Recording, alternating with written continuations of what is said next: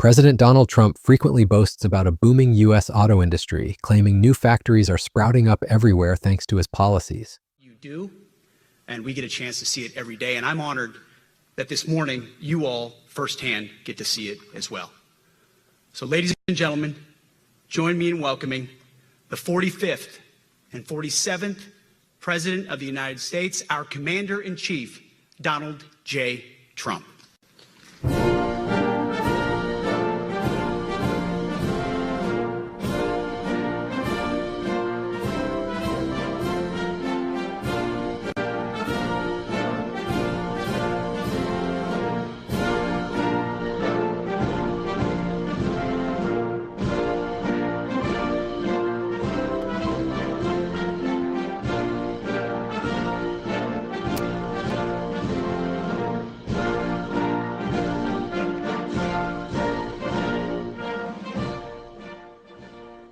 Thank you very much, Pete.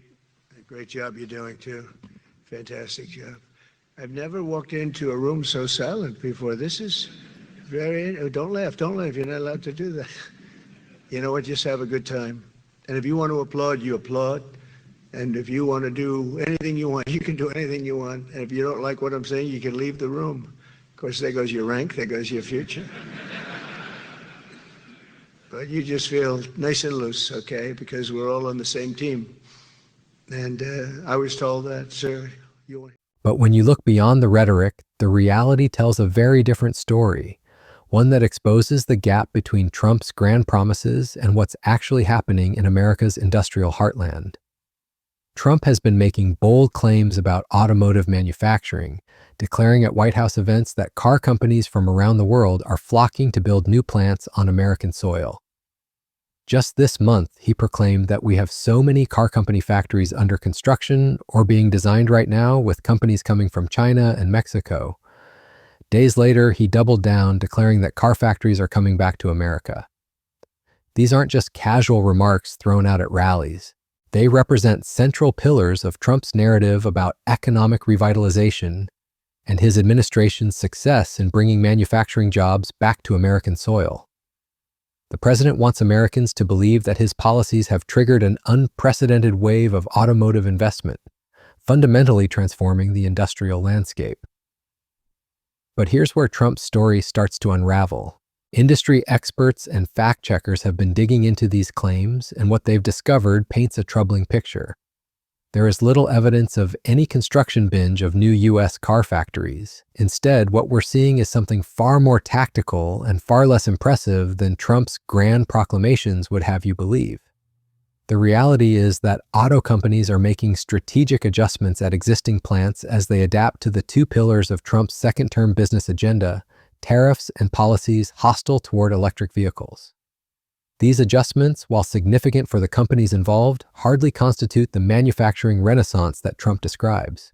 To understand what's really happening, we need to look at the specifics. When Trump talks about new factories, what he's actually describing are companies retooling existing, idle factory space in the United States to build vehicles that they have been importing and which now face his tariffs. Take Nissan, for example. The company has announced plans to make more Rogue SUVs and other vehicles at its plants in Tennessee and Mississippi while reducing imports from Japan. Japanese vehicles face levies of 15% under a tentative deal with the Trump administration. This isn't new construction creating jobs from scratch. It's repurposing existing facilities to avoid paying Trump's tariffs. Sam Fiorani, vice president at research firm Auto Forecast Solutions, put it bluntly when he said that we're seeing underutilized plants being filled with products that were previously imported. There is no boom in new builds. This distinction is crucial because it reveals the fundamental deception in Trump's messaging. He's presenting defensive corporate maneuvers as evidence of his success in attracting new investment, when in reality, companies are simply trying to minimize the damage from his trade policies. But there's another layer to this story that makes Trump's claims even more problematic. Much of the investment activity that companies have been announcing in recent months isn't about expansion at all. It's actually about undoing previous commitments to electric vehicle production. Many car companies are pulling back from EV commitments they made earlier in the decade and leaning into production of gasoline-powered vehicles. The capital investment touted by companies in recent months amounts to an unwinding of EV projects that they had trumpeted during the administration of former President Joe Biden. This represents a step backward, not forward, in terms of automotive innovation and environmental progress. General Motors provides a perfect example of this reversal. In June, the company announced it would retool a factory in suburban Detroit to build gas-powered pickup trucks and the Cadillac Escalade SUV. This move partially reverses a multi-billion-dollar plan announced in 2022 to make the factory GM's hub of EV truck production. So when Trump celebrates these announcements as victories, he's actually celebrating the dismantling of America's electric vehicle infrastructure, the very technology that represents the future of automotive manufacturing worldwide. To understand just how misleading Trump's claims are, we need to examine the hard numbers. The industry's huge collective bet on EVs that began late in the past decade drove a sharp increase in factory spending during the Biden administration. Figures compiled by consultancy AlixPartners show a dramatic difference between the two presidencies. The company tracked capital investments in the U.S. by the traditional Detroit car companies, GM, Ford, and Chrysler parent Stellantis, as well as EV-only players Tesla, Rivian, and Lucid. On average, those companies spent about $21 billion annually from 2017 through 2020, which coincides with Trump's first term. During the next 4 years, with Biden in office, their spending averaged about $38 billion per year, most of it related to EV and battery production. The contrast is stark and undeniable. Trump's first term saw $21 billion in annual investment, while Biden's term saw $38 billion. Yet Trump is claiming credit for unprecedented levels of automotive investment. Americans who defend our nation. He has a heart full of gratitude and love for what you do, and we get a chance to see it every day. And I'm honored that this morning you all firsthand get to see it as well. So, ladies and gentlemen, join me in welcoming the 45th and 47th President of the United States, our Commander-in-Chief, Donald J. Trump.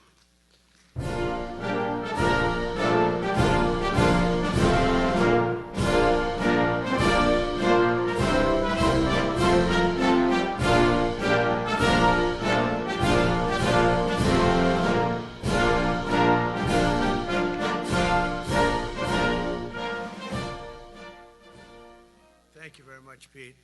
Great job you're doing, too. Fantastic job.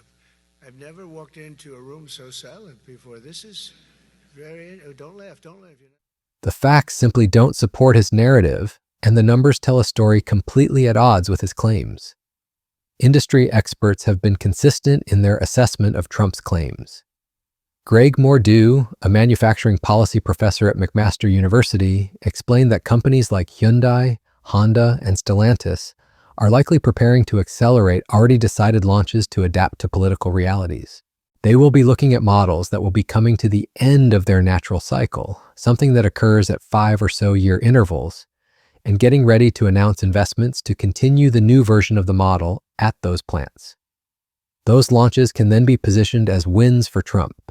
This reveals the cynical nature of corporate communications in the Trump era.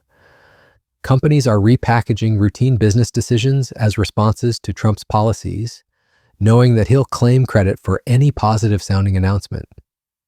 It's a symbiotic relationship that serves both parties' interests while misleading the American public about the true state of manufacturing investment.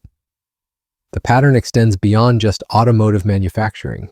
From 20,000 to the end of September 2024, companies announced $208.8 billion of investments in electric vehicle manufacturing and the creation of about 240,000 jobs, according to Atlas Public Policy. Of that massive investment, more than half was announced since Biden signed the Inflation Reduction Act in 2022. About 3/4 of that investment was under construction or operational by October 2024. Nick Nigro, founder of Atlas Public Policy, observed that it's clear that this is part of an ongoing multi-year trend upwards that predates Trump's second term. The Treasury Department data supports this conclusion, showing that overall manufacturing construction spending, adjusted for inflation, has doubled since the end of 2021, well before Trump returned to office. So when Trump claims unprecedented levels of automotive investment, he's taking credit for a boom that began under his predecessor. The Trump White House has tried to counter this narrative by pointing to problems with Biden-era investments. They've highlighted a Financial Times analysis that found roughly 40% of the investments funded by the Inflation Reduction Act and the CHIPS and Science Act were paused or delayed, totaling $84 billion. While these delays are real, they don't validate Trump's claims about new construction under his watch. Instead, they reveal the complex challenges of large-scale industrial investment that can't be solved simply through presidential rhetoric or tariff threats. The international perspective on Trump's claims adds another layer of skepticism. David Adams, president of Global Automakers of Canada, directly disputed Trump's claims that automakers are leaving Canada for U.S. plants. The notion that everybody is vacating Canada to produce in the U.S. doesn't jibe with reality on the ground, Adams said. He acknowledged that Trump's aggressive tariffs could eventually reshape North American auto production, but added that we're not there yet. This contradiction between Trump's narrative and the observations of industry leaders in neighboring countries highlights the gap between political messaging and economic reality.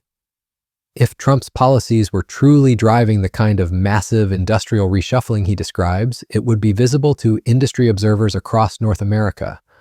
The fact that it isn't suggests that his claims are more about political theater than economic substance. Looking at Trump's history of automotive claims provides additional context for skepticism. This isn't the first time he's made grandiose promises about car manufacturing that haven't materialized. During his first term, he repeatedly claimed that auto plants hadn't been built in decades, despite evidence of recent construction. He falsely claimed there hadn't been a new auto plant built in 40 years, when Volvo and Mercedes-Benz had both announced new plants in 2015. He claimed that car manufacturing and sales were record-setting when neither was at record levels, and annual figures actually showed manufacturing and sales had dropped since 2016. Trump also told stories about convincing Japanese Prime Minister Shinzo Abe to build 5 new plants in Michigan, claims that industry experts couldn't substantiate. The Center for Automotive Research couldn't verify these assertions, and fact-checkers gave his claims the lowest possible ratings for accuracy. This pattern of exaggeration and misrepresentation regarding automotive manufacturing has been consistent throughout Trump's political career. It suggests that his current claims should be viewed with the same skepticism that his previous automotive promises have earned. The implications of Trump's misleading claims extend beyond just political rhetoric. When a president consistently misrepresents the state of American manufacturing, it can distort public understanding of economic policy and industrial strategy.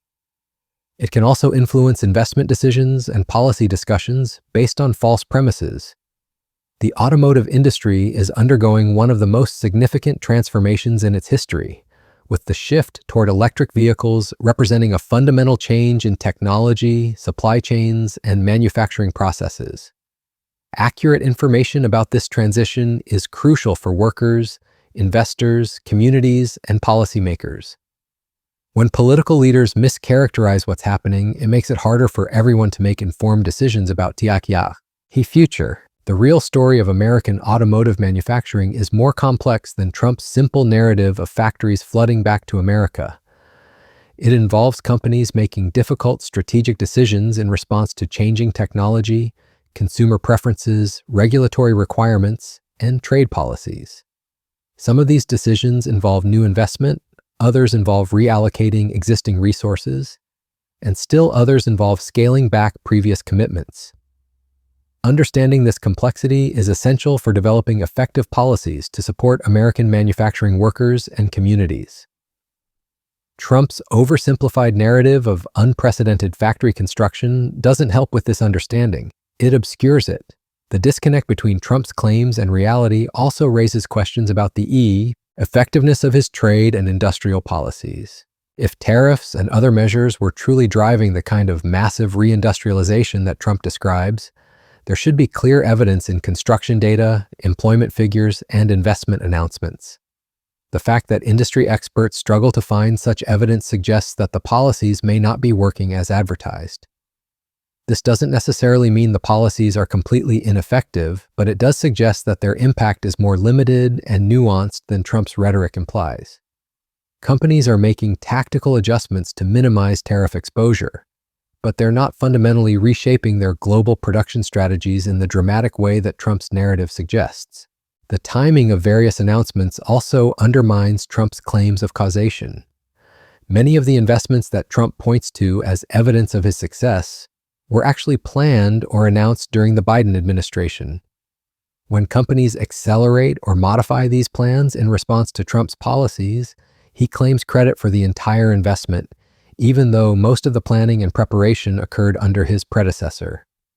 This pattern of claiming credit for his predecessor's achievements while simultaneously criticizing those same achievements creates a confusing and contradictory narrative that serves political purposes rather than informational ones. Looking forward, the automotive industry faces significant challenges that won't be resolved by presidential rhetoric alone.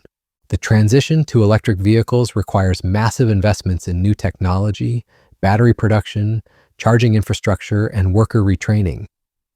The global nature of automotive supply chains means that even American-made vehicles rely on components and materials from around the world. Climate change regulations, consumer preferences, and technological developments will continue to drive industry evolution regardless of political preferences. Successfully navigating these challenges requires honest assessment of current conditions and realistic planning for future needs. Trump's exaggerated claims about factory construction don't contribute to this process, they distract from it. The automotive industry and the communities that depend on it deserve better than political theater disguised as industrial policy.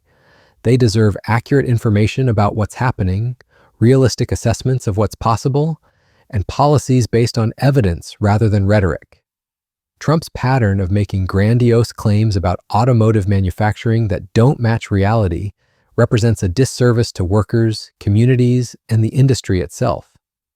The truth about American automotive manufacturing is complex, but it's not as dire as Trump's critics might suggest, nor as triumphant as his supporters claim.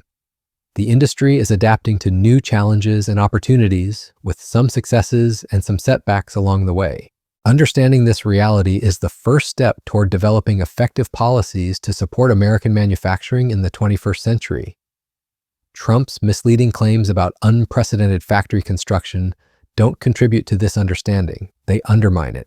As we move forward, it will be important to hold political leaders accountable for the accuracy of their claims about American manufacturing.